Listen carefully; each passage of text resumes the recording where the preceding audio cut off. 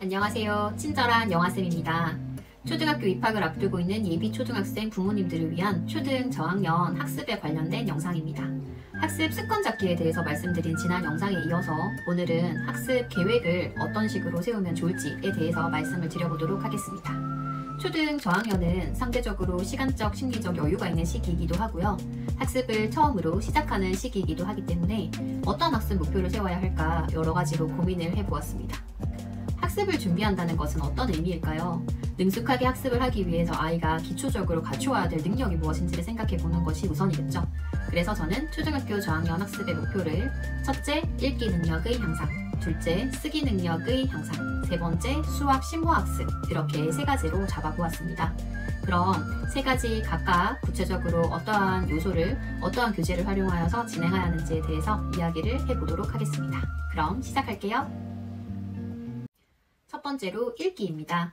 초등 저학년 독서에서 말씀드린 것처럼 초등 저학년 읽기의 목표는 독서의 수준을 높이는 것입니다.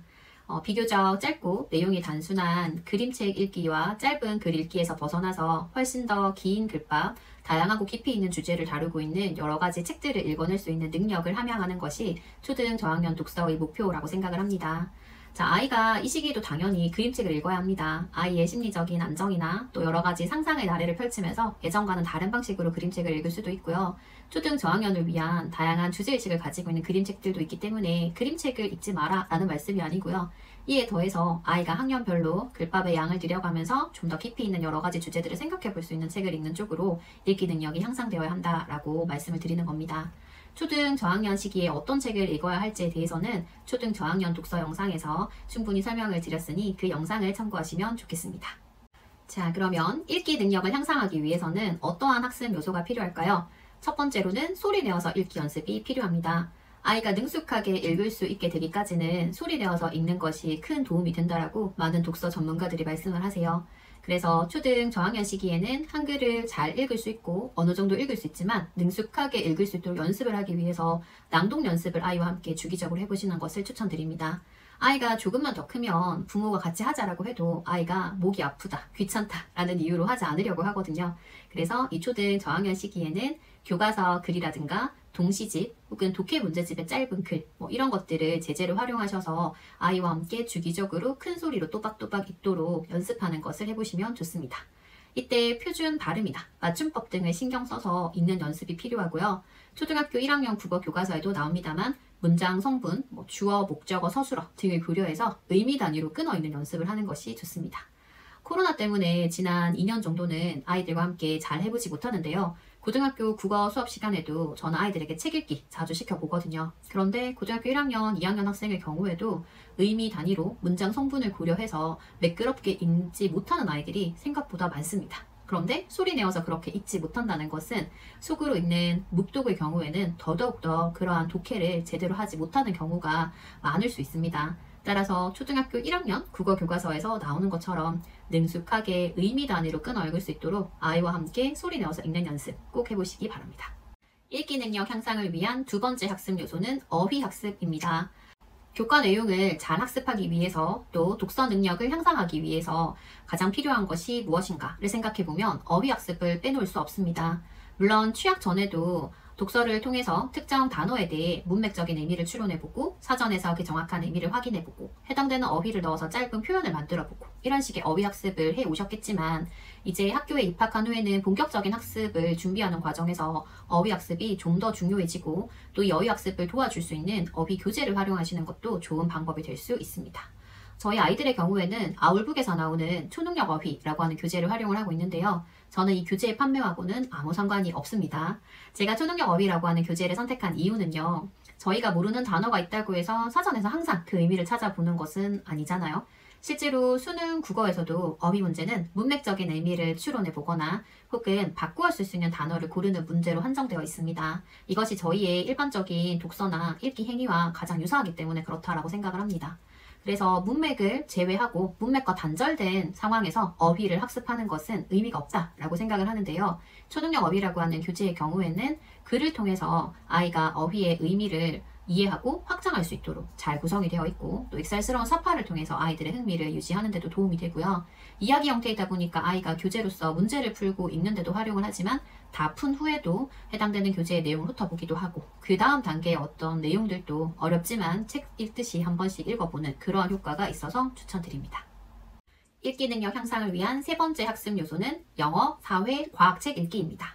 말씀드린 세 과목, 영어, 사회, 과학의 경우에는 3학년에서 교과로 편성이 되고요. 이때부터 본격적인 학습을 시작하게 되므로 저학년 시기에는 관련되는 책을 꾸준히 읽을 수 있도록 다양한 책들을 선정하셔서 아이에게 제공해 주시는 것이 좋습니다. 우선 영어부터 살펴보면 영어는 아이마다 수준과 학습의 형태가 다르기 때문에 어휘 학습이나 문법 학습이나 라이팅이나 리딩이나 어느 쪽에 초점을 맞추시는지는 다 다르겠지만 영어책 읽기만은 꾸준히 3학년까지 가져가야 하는 것이라고 생각을 합니다. 우리말 책 읽기와 마찬가지로 이 영어책 읽기도 아이가 계속해서 읽을수록 관련되는 능력이 향상이 되는 부분이 있기 때문이죠. 영어책 읽기의 경우에는 정말 처음에 읽을 때는 아이와 함께 읽는 것이 너무 고통스러울 정도로 아이가 제대로 읽지 못하고 아이도 의미도 잘 모르는데 이것을 파닉스나 자신이 배운 발음의 규칙을 이용해서 읽기까지 해야 하니까 상당히 힘들어합니다. 그런데 같은 책을 일주일 동안 2번, 3번 읽다 보면 읽는 횟수에 따라서 아이의 능숙함의 정도가 달라지는 것이 눈에 보여서 또 그만큼 보람이 있는 과제이기도 합니다. 한 번에 많은 책을 동시에 읽는 것보다는 한 권의 책을 반복해서 읽으면서 능숙해질 때까지 연습을 하는 것이 좋다고 많은 영어 선생님들께서 말씀을 하시더라고요.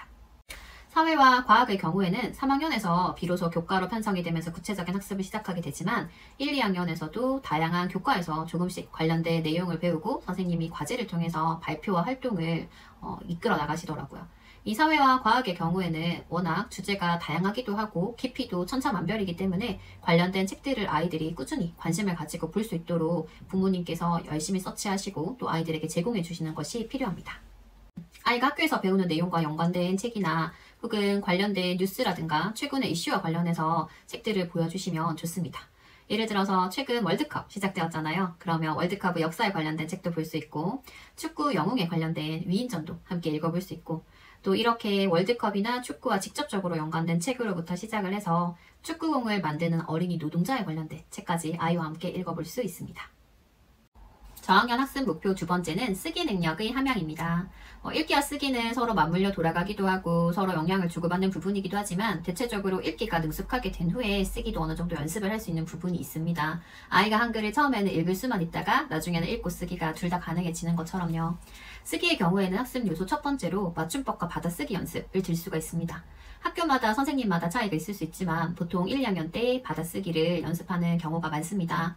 아이가 초등 입학을 전후해서 어느 정도 능숙하게 읽고 쓸 수 있더라도 맞춤법은 별도의 노력이 필요한 부분이고 또 단기간 내에 완성되기가 힘든 부분이기 때문에 초등 저학년 시기에 좀 더 신경을 써주시는 것을 추천드립니다. 받아쓰기 교재도 많고 맞춤법 교재도 많은데요. 입학을 전후해서 받아쓰기 교재를 한두 권 정도 풀어보시면 아이가 받아쓰기에 대해서 어느 정도의 인식을 할 수 있게 됩니다. 그 후에 맞춤법 교재를 활용해서 구체적으로 맞춤법에 관련된 정보를 아이가 얻고 연습할 수 있도록 해주시면 좋은데요. 맞춤법 교재로 제가 활용한 것은 초등 맞춤법 특공대, 바빠 맞춤법 두 가지 교재입니다. 초등 맞춤법 특공대의 경우에는 관련된 문법적인 내용을 아이들이 이해하기 쉽게 간명하게 잘 설명을 해두었고 또 예제 문제도 풀어볼 수 있는 분량이 부담스럽지 않은 수준이라서 처음에 맞춤법에 대해서 기본적인 인식을 확립할 때 많이 활용을 했었습니다. 그리고 바빠 맞춤법의 경우에는 맞춤법에 대해서 어느 정도 인지를 하고 있는 아이가 확인 차원에서 풀어보면 좋은 문제집인데요. 초등학교 2학년 2학기라서 첫째의 경우에는 1권은 제외하고 2권만 현재 조금씩 풀고 있습니다. 맞춤법과 관련해서 평소에 말을 할 때도 표준 발음이라든가 맞춤법을 신경 써서 책을 읽거나 말을 할 수 있도록 아이를 도와주시면 좋습니다. 부모님께서 맞춤법과 표준 발음에 맞게 말씀을 해주시면 아이도 자연스럽게 배울 수 있겠죠. 또한 받아쓰기 영상을 제가 제작하게 된 이유이기도 한데요.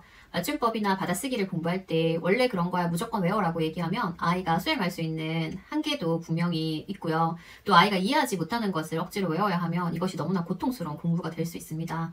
그래서 아이에게 문법적인 용어를 들어서 그 개념을 이해시키려고 노력하시기보다는 부모님께서 큰 아웃라인을 알고 계시고 다양한 예시를 통해서 문법의 원리와 현상을 아이에게 설명을 해주실 수 있다면 아이가 좀 더 부담감을 덜 느끼면서 이 맞춤법에 맞는 언어 생활을 하는 방향으로 발전해 나가는 데 도움이 분명히 됩니다.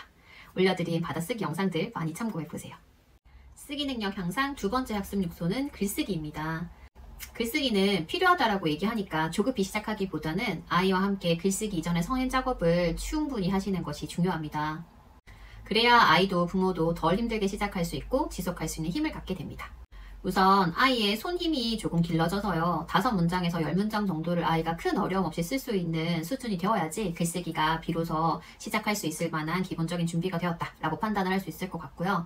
책 읽기라든가 다양한 활동을 통해서 아이와 함께 쓸거리에 대해서 이야기를 충분히 나누어 보는 그런 과정이 필요합니다. 이때 어떤 특정한 책을 읽거나 특정한 활동을 하거나 한 후에 관련된 주제와 관련해서 아이와 함께 충분히 이야기를 나눠보시고요. 아이와 나눈 이야기를 바탕으로 해서 아이의 말을 글로 옮기는 과정을 부모님이 직접 시범을 보여주시면 좋습니다. 자, 이것이 별거 아닌 것 같고 다소 귀찮은 부분이 있긴 하지만요. 아이가 한 말을 부모가 글로 옮겨주는 과정을 통해서 아이는 시각적으로 이 말이 글로 옮겨지는 것을 경험을 할 수 있고 글쓰기를 저런 식으로 하는 거구나에 관련된 생각을 가질 수 있습니다. 제가 아이와 함께 활용한 교재는 3가지인데요. 3줄 쓰기, 맨 처음 글쓰기, 초등 4문장 쓰기, 탈무드 편 3가지를 지금까지 쭉 활용을 해왔습니다. 3줄 쓰기의 경우에는 워낙 소재가 다양하고 예시가 책 속에 포함이 되어 있어서 아이가 부담스럽지 않게 매일 글쓰기를 시도해 보는 데 도움이 되고요. 맨 처음 글쓰기의 경우에는 동일한 소재에 대해서 또래 친구가 쓴 예시글이 2가지가 들어가 있고 마인드맵을 통해서 쓸거리를 생각해보고 쓸 수 있다라고 하는 장점이 있어서 또 아이의 쓰기를 도와주는 부분이 있습니다. 2권 모두 꼭 해야 한다라기보다는 상황에 따라서 순서를 정하셔서 활용을 하시거나 2권 중 1권만 하셔도 무방하실 것 같아요. 또 방학은 상대적으로 시간적인 여유가 좀 있는 편이라서 아이가 이전에 요약본이지만 읽어본 적이 있는 탈무드 이야기를 다루고 있는 초등 4문장 쓰기 탈무드라고 하는 교재를 통해서 읽기와 쓰기를 동시에 연습을 한번 해보았습니다. 자, 이 교재는 보시면 핵심 내용을 파악할 수 있는 4개 정도의 질문이 있고요. 그 질문에 대해서 아이가 한 문장 정도로 답을 달고 4개의 답을 연결해서 하나의 글로 작성하는 식으로 구성이 되어 있습니다. 이 탈무드라고 하는 글의 성격상 주제의식을 아이가 제대로 이해하지 못하는 경우가 종종 있어서요. 가급적 아이와 함께 읽고 그 문제에 답을 다는 동안은 아이와 함께 이야기를 나누면서 생각을 확인해 볼 수 있도록 노력을 했습니다. 초등 저학년 학습 계획 3번째는 수학 심화입니다. 저도 처음에는 아이가 초등학교에 입학할 때를 전후해서 각종 공부에서 유명하다는 좋다는 문제집들을 많이 사모았어요. 연산 문제집과 도형 문제집을 중심으로 해서 3학년 정도까지를 계속 쭉 진행을 했었는데요. 이 문제집들을 가만히 들여다보니 반복적으로 유형화된 문제를 풀 수 있도록 되어 있더라고요. 자, 이런 문제를 한 반년 정도 풀다 보니까 아이가 수학을 기계적으로 반복적으로 풀어내는 것이라고 생각을 하게 되어서 이건 좀 아닌데 라고 생각을 하면서 수학학습의 방향을 좀 조정을 하게 되었습니다. 우선 첫째가 지금 풀고 있는 문제집은 핀란드 수학, 왕수학 시리즈 중에서 실력편, 문장제, 최상위입니다. 최상위가 심화 문제집이에요. 자, 이렇게 4권의 교재를 진행하는 이유는요. 핀란드 수학의 경우에는 우선 연산에 초점이 맞춰져 있는데 보통의 어떤 연산 문제집들과 달리 반복이 조금 적은 편이고요. 다양한 방식으로 아이가 생각해 볼 수 있도록 재미있게 문제가 구성이 되어 있어서 이것을 풀고 있습니다. 최상위는 보통 방학을 이용해서 아이와 함께 학기 중에 배운 내용들을 정리하고 좀 더 수준을 높인다라는 기분으로 하고 있습니다. 심화의 경우에 아이에게 크게 부담을 주고 또 수학에 대한 흥미 자체를 떨어뜨릴 수 있어서 반대하시는 분들도 있는데요. 제가 경험한 저학년 수학 심화는 아이에게 수학에 대해서 조금 진지한 자세를 가질 수 있게 하고 또 잘 활용하면 아이가 사고력을 발전시키면서 다양한 방식으로 생각해 볼 수 있도록 도와주는 좋은 도구가 될 수 있다고 생각을 해서 저는 첫째와 함께 진행을 하고 있고 둘째도 시도해 볼 생각입니다. 현재 첫째는 2학년 2학기 심화 문제집은 주말을 이용해서 5문제에서 10문제 정도를 풀고 있고요. 주중에는 3학년 1학기 문장제 문제와 실력편을 함께 풀고 있습니다. 이제 본인 학년보다 조금 더 한 학기 정도 앞서서 나가고 있기 때문에요. 이 문제집들은 천천히 조금씩 분량을 정해서 풀 때 꼼꼼하게 개념 부분을 읽어보고 저에게 본인이 선생님처럼 설명을 해주거나 아니면 제가 질문하는 것에 대해서 아이가 답을 하거나 이런 식으로 개념을 정확하게 익히고 지나가면서 아이가 스스로 문제집을 활용해서 공부하는 습관을 들이는데 초점을 맞추고 있습니다. 아이마다 집집마다 상황이 다를 수 있고 또 초점을 둔 학습 요소가 달라질 수 있지만요. 한 번에 여러 가지를 동시에 시도하시기보다는 아이의 상황에 맞추어서 아이가 하나의 과제를 영역별로 조금 잘 수행을 해낼 수 있게 되었을 때 또 다른 과제를 추가하는 그런 방법도 사용해 보시고 또 상대적으로 시간적인 여유가 있을 때 새로운 걸 시작해 보시거나 또 부담이 조금 될 수 있는 과제를 추가해 보시는 것을 추천드립니다. 자, 1, 2학년 때 시작하면 좋은 점은요. 정말 교과 공부를 따라가지 못해서 괴로운 과정에서 새로운 걸 시작하지 하지 않는 것이고, 시간적인 심리적인 여유가 있을 때 학습에 시동을 걸면서 본격적인 학습이 시작되어서 도움이 될 만한 부분들을 준비할 수 있다는 것이 장점이라고 생각을 합니다. 궁금한 점 있으시면 댓글로 남겨주시고요. 오늘도 영상 끝까지 함께 해주셔서 감사합니다. 좋아요와 구독도 부탁드려요.